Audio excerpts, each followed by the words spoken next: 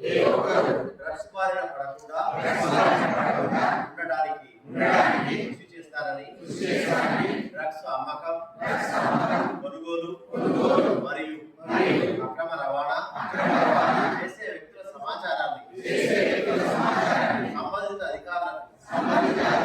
తెలియజేస్తారని నేను డ్రగ్స్ రహిత సమాజమే లక్ష్యంగా సాగుతున్న తెలంగాణ